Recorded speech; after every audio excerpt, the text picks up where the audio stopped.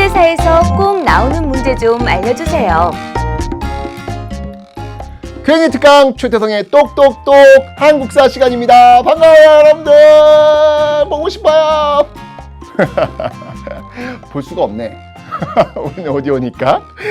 자, 마지막 10번째 Q&A인데요. 현대사에서 꼭 나오는 문제 좀 알려주세요. 이거 거의 찍어달라는 수준인데 이 정도 질문은? 이런 거 우리 지향합시다. 근데 현대사에서는 나오는 문제는 사실은 거의 뭐 정해져 있어요. 정해져 있으니까 제가 이 정도는 제가 알려드릴 수 있죠. 자, 어떤 게 나올까요? 자, 첫 번째 나오는 문제는요. 민주화 운동. 이거는 뭐 꼭 나옵니다. 우리나라 그 현대사에서 여러분들 민주화 운동 3개가 있다면 뭐가 있을까요? 한번 나한테 들려주세요. 뭐? 얘기 좀 해봐요. 왜 이렇게 중얼거려? 4.19 혁명, 5.18 민주화 운동, 6월 민주항쟁. 그렇죠. 4.19 혁명은 이제 이승만 정부가 이제 무너지게 되는 그런 계기가 되었던 사건이었고, 5.18 민주화 운동 같은 경우에는 그 당시 그 신군부였죠. 그 신군부 전두환, 노태우 중심의 그 신군부가 아주 잔인하게 진압을 했던 사건이 바로 이 5.18 민주화 운동이었습니다. 근데 이 5.18 민주화 운동의 어떤 그 정신, 비록 진압은 당했지만 그 정신, 이런 것들은 계속 계승되어서 그것이 이제 6월 민주항쟁으로 연결이 되고 있단 말이죠. 연결고리가 된단 말이죠. 1987년 6월 민주항쟁을 통해 가지고 대통령 직선제를 쟁취한 사건.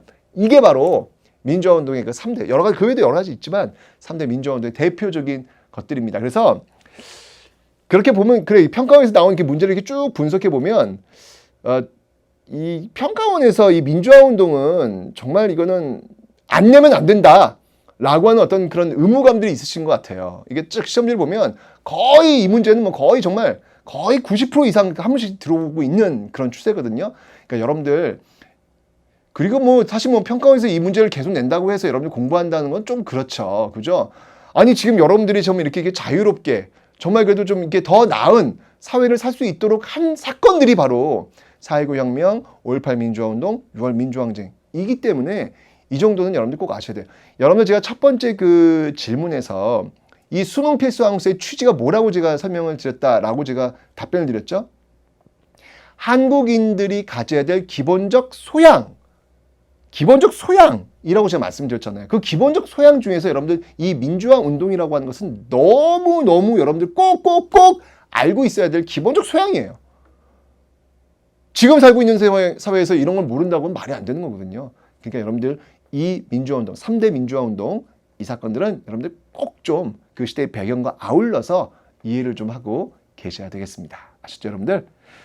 자, 이걸 우리가 이제 민주화라고 한다면 또 하나의 다른 축이 있어요. 그게 뭐냐면 바로 산업화라는 축이 있죠.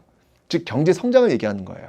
그러니까 민주화 운동을 얘기한 다음에 그 다음에 산업화 이야기라든지 경제 성장을 얘기하는데, 주로 이 경제 성장과 관련된 문제는 박정희 정부 쪽과 많이 연결이 돼요. 그래서 60년대 그 경공업 발전, 70년대 중화공업 발전, 요 발전과 관련된 문제를 주로 출제를 합니다. 그러니까 특히 이 산업화 쪽에서는 이 박정희 정부의 어떤 그 경제정책 변화라고 할까, 또는 경제정책 내용들, 이런 것들 여러분들 좀 중점적으로 봐두시면 좋을 것 같아요. 특히 여러분들 이 경제 파트 문제는 어떤 형태로 주로 나오냐면 그래프 형태로 많이 나와요. 그래프 형태로. 그래프를 주고 뭐 가시기 또는 나시기의 경제 정책 또는 경제 상황에 대해서 옳은 것을 설명해서 옳은 것은 이렇게 문제가 나온다는 이야기예요. 그런데 이게 왜 내냐면 보기가 아름다워요.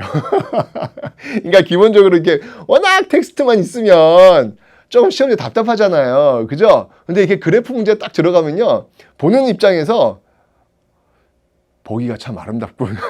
이런 생각이 들어요. 그래서 좀 있어 보이잖아요. 그죠? 그래서 그래프 문제를 가지고 이 경제 문제, 뭐 사실 또 뭐 보기가 아름다울 뿐만 아니라 경제 문제를 내는 데 있어서 그래프 너무 중요하잖아요. 그죠? 그렇기 때문에 그래프 문제가 맨 뒷페이지 쪽에 배치가 될 거예요.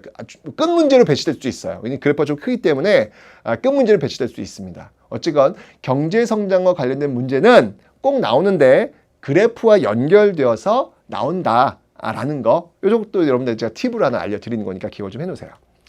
그 다음은 또 나온 게 뭐냐면 통일입니다. 자, 제가 지금 나온다는 거 두 개가 뭐였죠, 여러분들? 민주화 운동, 그 다음에 경제 성장 두 개 나오고요. 또 하나 나온 게 뭐냐면 바로 통일.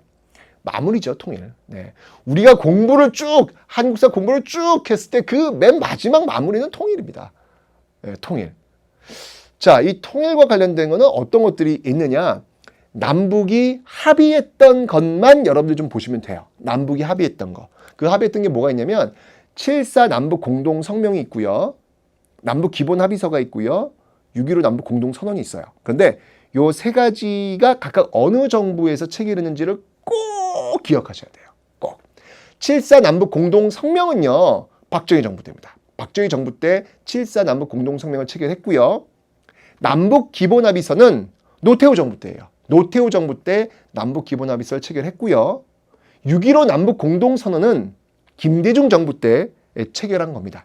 그러니까 각각의 합의가 어느 정부에서 이루어졌는지를 여러분들 꼭 연결을 해 놓으셔야 돼요. 왜냐하면 이 통일 문제는 여러분들 그 정부와 그 정부의 또 정책들과도 연결해서 또 문제가 나올 수도 있거든요.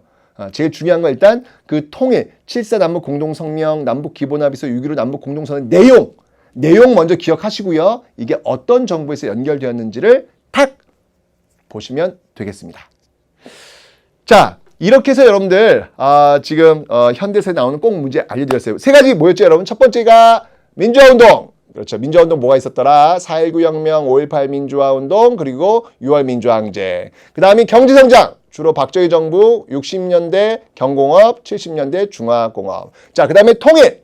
7.4 남북 공동성명, 남북 기본합의서, 6.15 남북 공동선언. 자, 여기서 시험 문제 두 문제 꼭 나와요. 내가 찍어줬다. 네. 자, 아유 민망해라. 죄송합니다.